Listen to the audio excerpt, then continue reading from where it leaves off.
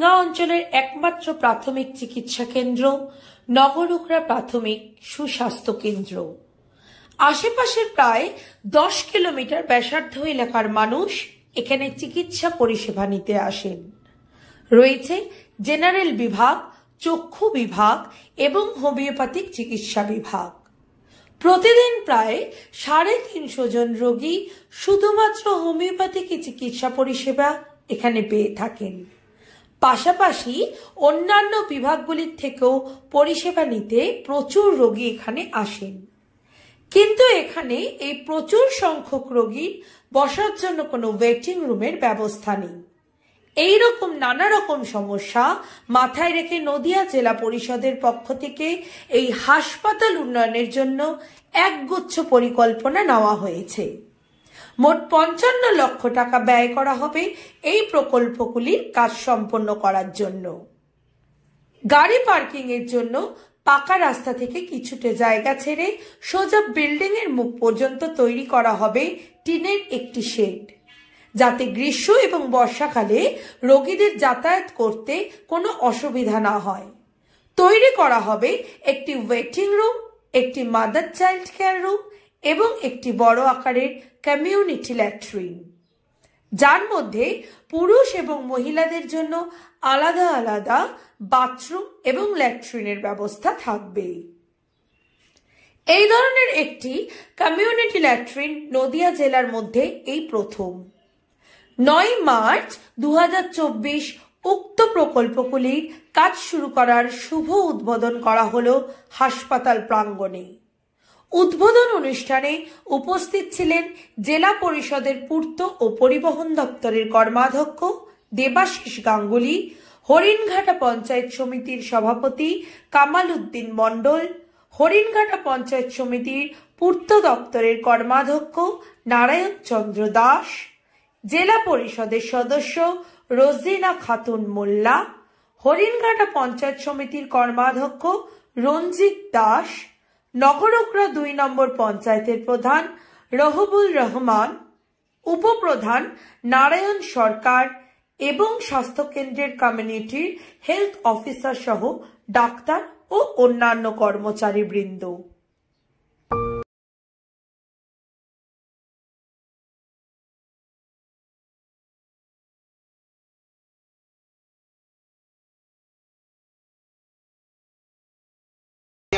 শুধু নয়, হাঁপানিয়া সিংহা হসপিটাল আমাদের আজকে আমাদের যে নদিয়া জেলা পরিষদের কর্মাধ্যক্ষ দেবাশিস গাঙ্গুলি মহাশয়, আমাদের মুখ্যমন্ত্রী মমতা বন্দ্যোপাধ্যায়, তারপরে আমাদের সাংসদ অভিষেক বন্দ্যোপাধ্যায় আজকে আমাদের এই হাঁপানিয়া সিংহা হসপিটাল আমাদের মানে বাচ্চা মায়েরা থাকা বা আমাদের যে শেড বা আমাদের যে পায়খানা বাথরুম এগুলো আজকে উদ্বোধন করা হলো এখান থেকে। কত লক্ষ টাকা ব্যয়? 55 লাখ টাকার উপরে। কতগুলো গ্রামের মানুষ উপকৃত হবে? এখানে টোটালে 24 পরগনার থেকে আসে, আমাদের 24 পরগনা লাগোয়া আমাদের এই হসপিটালটা। তারপরে নগরুকরা 1-এর আসে, নগরুকরা 2 তো আসেই। অতএব টোটাল হরিণঘাটাগুলা 24 পরগনার তো টোটাল এদিকে কাজলা থেকে শুরু করে মানে হাবড়া বা অশোকনগর এলাকার থেকে এখানে আমাদের রুগী আসে। আগে কি এখানে রুগী ভর্তির ব্যবস্থা ছিল? এক সময় ভর্তির ব্যবস্থা ছিল, এখনো আছে, এখনো বেড আছে, এখনো ভর্তির বিষয়ে গ্রাম অঞ্চল মানুষ চায় এখন মানে এখানে পরিষেবা ভালো, কিন্তু মানুষ একটু তাদের টাকা পয়সা হয়ে গেছে, উন্নত মানের জায়গায় যেতে চায়। তারপরে আপনি এইগুলো কোয়ার্টারগুলো তো বেহাল অবস্থা রয়েছে। কোয়ার্টারগুলো বেহাল অবস্থা নেই, প্রচুর মানে বিল্ডিং 2-1টা হয়তো বেহাল অবস্থা আছে, সবগুলোই ঠিক আছে। আজকে কি কি জিনিসের ভিত্তিপ্রস্তর হলো স্থাপন হলো? আজকে বললাম তো যে বাচ্চার মায়েরা এসে এখানে থাকার জন্য থেকে মানে ডাক্তার দেখাতে এসে থাকবে, সে ওয়েটিং রুম, পায়খানা বাথরুম শুরু করে এবং শেড, বিভিন্ন দিক থেকে শেড আসার জন্য একদম পুরো পাকা রাস্তা থেকে শুরু করে শেড হবে, চারিধারে শেডগুলো হবে। সবার উপকার হবে। আর এখানে রুগী তো প্রচুর রুগী, আপনারা তো শুনেছেন, একটা ডাক্তার আছেন তার 400 করে রুগী হয়, তারপর ডাক্তার আছেন 150-200 মানে প্রায় 1000-এর উপর রুগী হয়। এটা ভাবতে হবে। কয়জন ডাক্তার বসেন এখানে? বর্তমানে এখন 4 জন ডাক্তার প্রতিদিনই বসে। আজকে আমরা দেখতে পাচ্ছি যে একটা প্রকল্পের উদ্বোধন হলো। কি প্রকল্প এবং কী বলবেন? নদিয়া জেলা পরিষদের পক্ষ থেকে আজকে এখানে এই প্রাথমিক স্বাস্থ্য কেন্দ্রে একটি আমাদের শেড করা হচ্ছে। যেটি একদম রাস্তা থেকে কানেক্ট করবে বিল্ডিং পর্যন্ত, যাতে পেশেন্ট এসে রৌদ্রের মধ্যে বা বৃষ্টি হচ্ছে হসপিটালে আসছে দেখানোর জন্য, বৃষ্টিতে ভিজে গেল, রৌদ্রে আসে, বাচ্চা কোলে করে নিয়ে আসছে, এরকম পরিস্থিতি যেন করতে না হয় সেই কারণে একদম কানেক্টিং রোড যেটা পিডব্লিউডি সেখান থেকে বিল্ডিং পর্যন্ত একটা শেড হবে, প্লাস একটা ওয়েটিং রুম হবে পেশেন্ট এবং পেশেন্ট পার্টির জন্য ওয়েটিং রুম হবে, এবং মাদার সাইড একটা ইউনিট করা হবে যেখানে ব্রেস্ট ফিডিং করানোর সুবিধা থাকবে, এবং প্যারালাইলে আমাদের এখানে একটা স্যানিটারি কমপ্লেক্সও করা হচ্ছে, খুব সেটি বড় আকারেই করা হবে, স্নানাগারও থাকবে। আর সার্বিকভাবে 55 লক্ষ টাকার একটা প্রজেক্ট এখানে আমরা আজকে দেখেছি। এর বাইরেও আজকে জেলা পরিষদে আমাদের এই এলাকায় আরও অনেক কিছু উন্নয়নের কর্মসূচি আছে যেগুলো আমরা এক এক করে উদ্বোধন করতে চলেছি।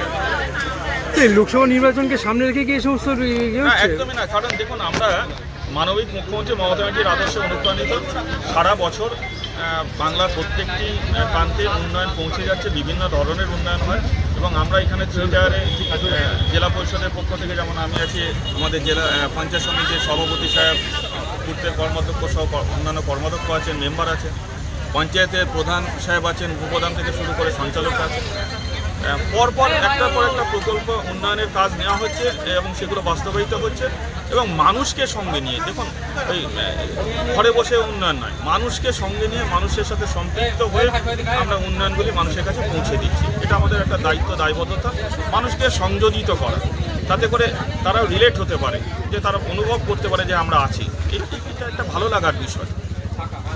দায়বদ্ধতা, মানুষকে সংযোজিত করা, তাতে করে তারাও রিলেট হতে পারে, যে তারা অনুভব করতে পারে যে আমরা আছি, এটা একটা ভালো লাগার বিষয়। কেন্দ্রের কতটা সহযোগিতা আপনারা পাচ্ছেন? সহযোগিতা তো দূরস্থ, ওরা তো সেই হাজার হাজার আলোকবর্ষ দূরে। বিরোধিতা বলুন, বাংলাকে কিভাবে বঞ্চিত করছে। আপনার প্রশ্নের জন্য আপনাকে ধন্যবাদ দেবো যে আপনি সূত্রটা ধরিয়ে দিলেন, যে সহযোগিতা দূরের কথা, 4,65,000 কোটি টাকা, কোট আনকোট একদম তথ্য দিয়ে বলছি, এই বাংলার থেকে রাজস্ব তুলে নিয়ে গেছে কেন্দ্রীয় সরকার, এবং তার আনুপাতিক হারে যে ফেডারেল স্ট্রাকচারের অনুযায়ী, যে অর্থাৎ যুক্তরাষ্ট্রীয় পরিকাঠামোর সিস্টেম অনুযায়ী যে টাকাটা আনুপাতিক হারে এখানে দেওয়া উচিত বাংলার উন্নয়নের জন্য, 1,60,000 কোটি টাকা আটকে রেখে দিয়েছে। শুধু তাই নয়, আপনারা জানেন দীর্ঘ আন্দোলন এবং আলটিমেট বঞ্চনা নিরসন হয়েছে মানবিক মুখ্যমন্ত্রীর কারণে। বঞ্চনাটা ছিল 59 লক্ষ পরিবারকে 100 দিনের কাজের টাকা আটকে রেখে দিয়েছিল। কি প্যাথেটিক বলুন, মানে গরিব খেটে খাওয়া মানুষ, একেবারে প্রান্তিক মানুষ যারা 100 দিনের কাজ করে কোদাল কুপিয়ে বৃষ্টিতে ভিজে রোদে পুড়ে, তাদের টাকাটা আটকে রেখে দিয়েছিল কেন্দ্রীয় সরকার 2 বছর ধরে। তাদের টাকাটাও মানবিক মুখ্যমন্ত্রী মমতা ব্যানার্জি দিয়ে দিয়েছে, 59 লক্ষ পরিবারের হাতে পৌঁছে গেছে, এবং তাদেরকে 100 দিনের কাজ বন্ধ করে দিয়েছে কেন্দ্রীয় সরকার। 50 দিনের কাজের ব্যবস্থা করেছেন মানবিক মুখ্যমন্ত্রী মামাটি মানুষের সরকার। সহযোগিতার কোনো গল্প নেই, আলোকবর্ষ দূরে, হাজার হাজার আলোকবর্ষ দূরে। সহযোগিতা তো পরে, বিরোধিতাটা একেবারে সামনাসামনি এসে করছে। প্রাচীরটা দেওয়া খুব প্রয়োজন মনে হচ্ছে হাসপাতালে। দেখুন, আমাদের সব রকমের চিন্তাভাবনা আছে, একটা আমি উল্লেখই করে গেলাম, অনেক কর্মসূচি আমরা নিতে চলেছি, ইনোভেটিভ কর্মসূচি, ট্র্যাডিশনাল কর্মসূচির পাশাপাশি ইনোভেটিভ কর্মসূচি আমরা নিচ্ছি, এবং সেগুলি মানুষের কাছে উপহার তুলে দেবো। এবং কৃতজ্ঞতাটা এই কারণে মানুষকে জানালাম যে মানুষ আমাদেরকে যে এই গুরুদায়িত্ব ন্যস্ত করেছেন আমাদের পর, আমরা ফিরিয়ে দিতে পারে আমরা নিজেরাই ধন্য মনে করছি।